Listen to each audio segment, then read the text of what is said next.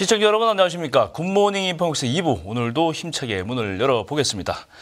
역대급 세수 결손 현상이 벌어진 가운데 직장인 세금만 증가한 것으로 나타났습니다. 이른바 세수 펑크, 뭐가 문제고 원인이 뭔지 김유찬 전 한국조세재정연구원장님 모시고 얘기 나눠보겠습니다. 원장님 어서 오세요. 예, 안녕하세요. 반갑습니다. 예, 세수 펑크라는 표현을 제가 했는데 지난해 세수가 덜 거쳤다는 거예요. 네. 이른바 세수 펑크가 54조 원, 역대 최대치라고 하는데 좀 설명 좀 해주시죠. 예, 지난해 2023년에 국세 수입이 344조 정도에 그쳤습니다. 네. 이게 이제 정부가 본 예산을 잡아놓은 세입이 한 400조 정도였는데 그거보다는 한 56조 정도 적게 그리고 그 전해 2022년 대비로는 한 52조 정도 적게 거쳐서 역대 최대 규모의 세수입 현상이다 이렇게 볼 수가 있습니다. 그렇군요. 세목별로 좀 보게 되면 이제 중요한 게 법인세죠. 법인세가 80조 좀 넘게 거쳐서 전년보다 23조나 무려 뭐 한 20%나 감소했네요. 20%나 감소했고요. 이것은 이제 기업의 실적이 크게 감소한 탓이 컸습니다. 그리고 이제 부동산 경기 침체 이것도 영향을 줘서 이제 토지나 주택 거래가 줄면서 양도소득세가 15조 정도 감소했고요. 거래가 주니까. 네. 그다음에 이제 종합부동산세 수입도 이것도 전년보다 한 2조 2천억 정도 줄었습니다. 그다음에 중요한 게 소득세인데요. 양도소득세도 포함되는 게 이제 소득세인데 거기에는 이제 근로소득세, 사업소득세 이제 들어가지만 전체 소득세 수입은 116조 정도로서 전년보다 여기서는 한 13조 정도 줄었습니다. 그리고 이제 부가가치세 여기서는 한 8조 정도 감소해서 여기서 한 74조 정도 들어왔습니다. 그 다음에 이제 수입 감소로 관세가 한 3조 원 정도 줄었고 유류세는 이제 한시 인하 조치 등이 있었기 때문에 교통에너지 환경세가 약 3천억 원 정도 감소했습니다. 그래서 이제 뭐 크게 감소한 건 아니죠. 또 증권거래세 경기가 부진했지만 증권거래는 상대적으로 그렇게 줄지 않아서 증권거래세는 6조 1천억 원 정도 그러니까 한 2천억 원 정도로 소폭 감소하는 정도였습니다. 주요 내용은 그렇습니다. 세수가 세목별로 보면 거의 다 뭐 주는 걸로 나타났기 때문에 골고루 줄었어요. 근데 일단 주요 원인 뭐 좀 분석을 해볼 만한가요? 이게 이제 큰 규모 그 중에 이제 전체적으로 줄었지만 큰 규모 세수 오차는 이제 법인세 분야 그리고 양도소득세 같은 그 자산거래 분야에서 이제 발생을 했는데 이 두 가지 분야가 모두 이 과세 대상의 이제 경기 변동성이 좀 큰 분야다 이렇게 볼 수가 있습니다. 이제 기업의 이익은 뭐 근로소득 이런 것보다 기업의 이익은 그 경기에 따라서 영향을 크게 받는 부분인데 특히 우리나라는 수출 대기업의 이익 비중이 이제 큰 나라입니다. 그렇죠. 그렇기 때문에 대외 경제적 여건이 나쁘면 내수 경제가 완충적인 역할을 해야 되는데 우리나라가 내수가 다른 나라보다 훨씬 작은 나라죠. 그렇죠. 뭐 미국하고 중국, 일본 모든 나라하고 비교해서 우리가 내수가 역할이 크지 않습니다. 그렇기 때문에 대외 경제 여건이 나쁘면은 이제 그 세수입이 크게 영향을 받는데 다시 얘기하자면 우리가 소수의 대기업에게 또 이 그 세수입을 상당히 의존한다는 그런 예를 들어서 뭐 반도체나 자동차 분야의 그 대기업들에게 그 소수의 대기업은 주로 더 수출에 또 의존하는 그렇죠. 그렇기 때문에 소수의 대기업에게 우리가 경제력 집중이 좀 과도하다. 그렇기 때문에 그것이 이제 우리 경제 리스크로 작용할 수 있는 거죠. 그렇군요. 이제 소수의 수출 대기업이 실적이 좋지 않으면은 기업은 굉장히 많은데 굉장히 많으면은 어떤 기업은 안 좋아도 어떤 기업은 좋고 이러면서 이제 이것이 서로 간에 완충해주고 보완해주는 역할을 하는데 우리가 소수의 대기업에게 세수입을 의존하게 되면 우연히도 혹은 뭐 대외 여건에 따라서 이렇게 소수의 대기업이 이 경제가 좋지 않으면 국가 재정에 막대한 지장을 받게 되는 거죠. 그렇죠. 그런 점이 있고요. 또 하나 꼭 언급해야 되는 것은 2023년에 그 세수 위축이 세수가 크게 결손이 생긴 것이 경기 부진의 영향도 있지만 네. 또 대규모 감세를 추진한 그 22년에 세법 개정의 영향도 아하. 상당폭이 있었습니다. 예. 중요한 건 이제 정부가 경기가 안 좋을수록 정부가 역할을 잘 해줘야 되죠. 네. 경기가 위축돼도 또 그리고 세수가 줄어도 그럴수록에 서민들의 그 생활고를 해결해야 되고 소상공인 또 소상공인들로 지원해야 되고 이제 크게 봐서 거시경제적으로 경기 대응을 정부 섹터는 해줘야 되는 거거든요. 그렇죠. 그래서 정부 지출의 경우에 따라 정부 지출을 오히려 늘려야 될 수도 있는데 네. 정부는 이제 세수가 줄어들고 있다고 지출을 같이 줄이는 게 문제입니다. 지금 세수 아까 말씀대로 큰 폭으로 줄었죠. 그런데 2023년의 결산을 보면 총지출도 네. 총지출도 전년 대비 70조 원 가량 줄었습니다. 굉장히 큰 규모죠. 예. 그래서 이제 이렇게 경기 대응적인 정부의 역할을 이제 등한시한다는 것이 또 문제고, 그다음에 정부가 그렇게 감세를 추진해서 세수가 줄어든 부분도 상당폭이 있는데 네. 중요한 거는 정부가 감세를 추진하는 내용들이 예를 들어서 하고 싶자고 하고 시행하고 있는 분야들이 주식 양도소득세 완화, 그렇죠. 금융투자소득세도 폐지하겠다고 하고, 예. 다주택자에 대한 양도세 중과도 폐지하고 상속세도 완화하겠다고 하고, 예외 없이 이런 금융부동산 자산을 가진 금융부동산 자산에 대한 과세, 자산에 대한 과세와 자산 소득에 대한 과세를 이제 완화하는 건데, 이 분야에서 감세 혜택을 누리는 사람들이 우리나라에서 상당히 높은 수준의 소득 상위계층, 자산 상위계층이라는 거죠. 그렇군요. 근데 문제는 이 분야에 감세를 한다는 것이, 네. 이 분야에 감세를 해주게 되면 이 분야의 사람들은 이제 상당히 자산이 많고 소득이 많은 사람이기 때문에 네. 세후 소득이 늘어나면서 이 부분을 소비에 사용할 여지가 별로 없어요. 이런 낙수 효과가 좀 덜하다. 네네. 그러니까 뭐 이미 소비는 충분히 하고 있었기 때문에 돈이 생기면 생기는 대로 투자를 하는데, 문제는 이 투자가 그냥 어떤 실물 투자를 하는 게 아니고 대부분의 투자가 주식 투자, 또 부동산 투자, 해외 투자지 않습니까? 그렇죠. 근데 이렇게 되면 이 부분이 경제 순환 과정에서 해외 투자하면 해외로 빠져나가는 거고, 네. 주식이나 부동산도 이것이 자산의 가격을 올릴 뿐이지 그 내수를 이렇게 소비 진작 효과는 이렇게 좀 덜하죠. 돌아가면서 네. 다른 분야의 경제를 활성화해 주는, 이거 다시 아까 말씀하신 대로 낙수 효과가 없는 분야라는 거죠. 아하. 그렇기 때문에 이것이 좋지 않다는 거예요. 감세 분야가 그렇죠. 적절한 감세 분야를 선택하지 못하고 있다.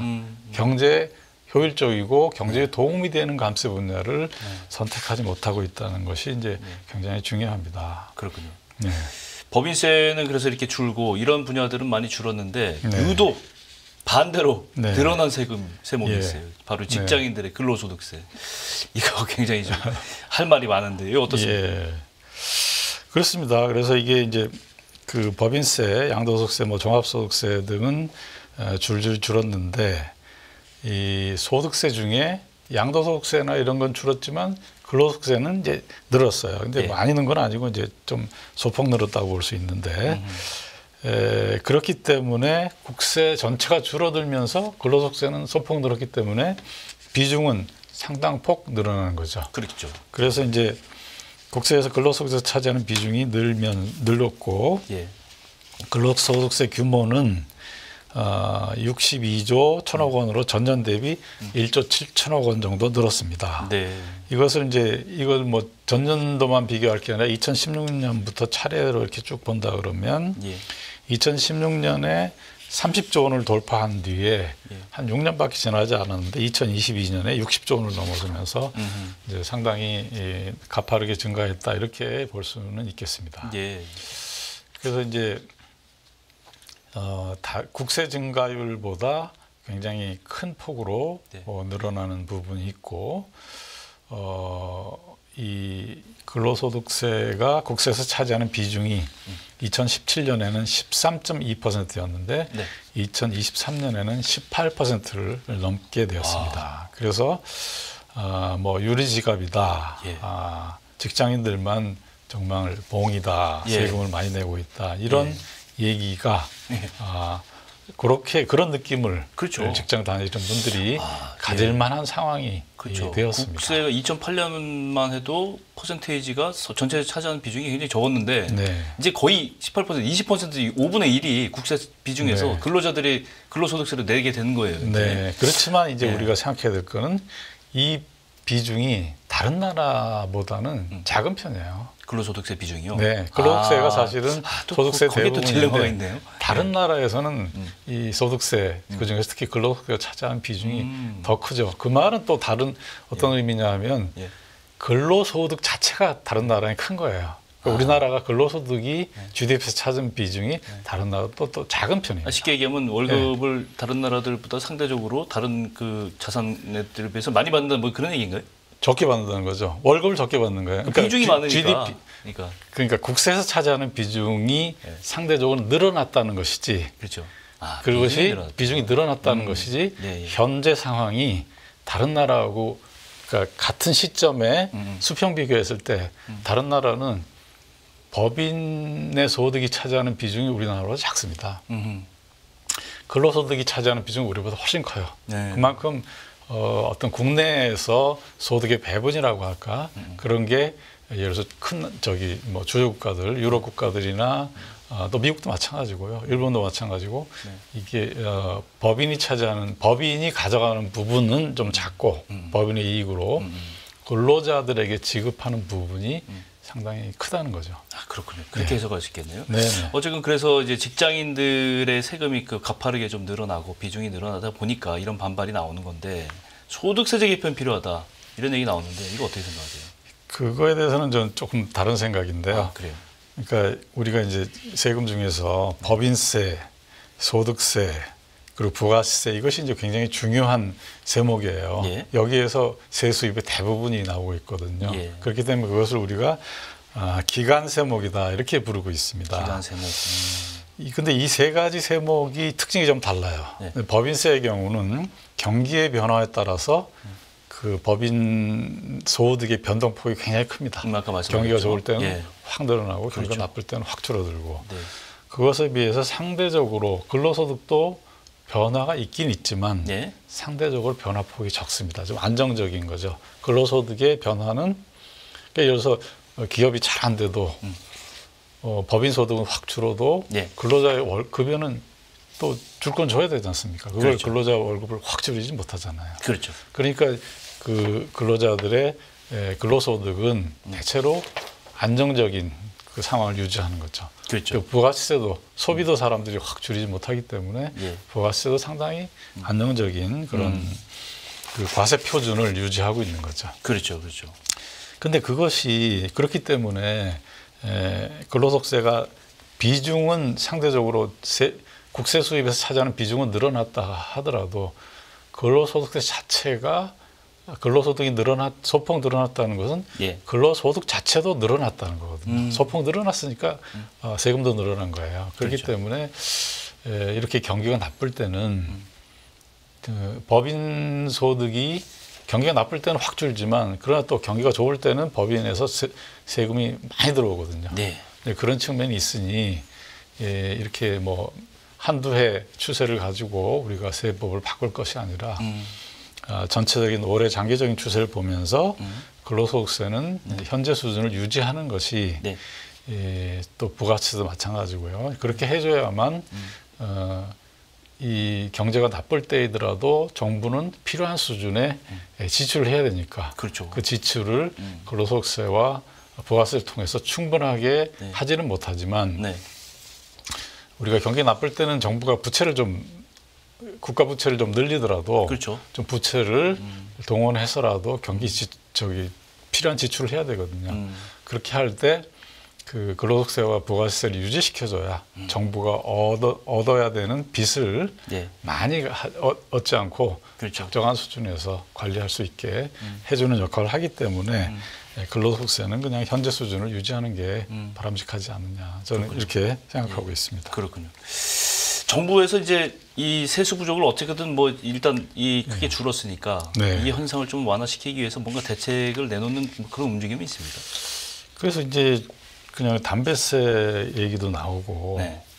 그러는데 사실 담배세 말씀을 드린다면 이제 이게 박근혜 정부 시절에 담배세를 한번 올린 적이 있습니다. 네. 올린 적이 있는데 그때도 명분은 국민 경제를 증진시킨다. 이게 명분이었지만 실질적인 속내는 네. 세수 확보를 좀 쉽게 하자. 음. 담배세를 올리면 그 세금을 올린 직후에는 담배 소비가 줄어듭니다. 네. 그러나 조금 지나면 그게 담배 소비가 다시 회복되는 그런 경향이 있습니다. 그러니까 결국 담배 소비가 가격에 비탄력적인 것이고 예. 또 국민 건강에는 사실은 도움이 안 되는 거죠. 왜냐하면 좀 이따 그렇죠. 다시 담배 소비는 회복되니까요. 예. 예. 그러나 담배 소비가 회복되면서 담배세 수입은 필요한 만큼 정부가 원하는 만큼 늘어나는 것이기 때문에 결국 세수 확보에는 굉장히 좋다는 생각을 가지기 때문에 네. 담배세 인상을 사람들이 많이 거론을 하죠. 네. 그러나 여기서 이제 문제는 뭐냐면 네. 담배 소비가 결국은 국민 건강에 기여는 못하고 네. 또 담배 소비가 소득 하위 계층에게 소비가 좀 집중되어 있는 경향이 있어요. 네. 그렇기 때문에 결국 담배세를 늘리면 건강 증진 효과는 없는데 그렇죠. 소득 하위 계층의 세금 네. 부담을 늘리는 그런 역진적인 효과가 또 있다는 거죠. 그래서 조금 조심스럽게 접근할 필요가 있고요. 네. 현재까지 정부는 이 세수 부족에 대해서 근본적인 대책을 네. 내놓지 못하고 있는 것 같습니다. 그런데 그게 굉장히 중요한데 네. 오히려 뭐 상속세 등 극히 일부 그 재산 상위 계층의 세금 부담을 줄여주는 방안만 제안하고 있어서 굉장히 걱정스럽고 네.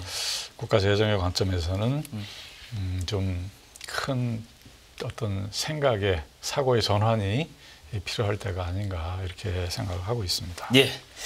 오늘 여기까지 듣겠습니다. 예. 역대급 세수 결손 현상 오늘 김유찬 원장님과 함께 들어봤습니다. 오늘 말씀 고맙습니다. 네, 감사합니다.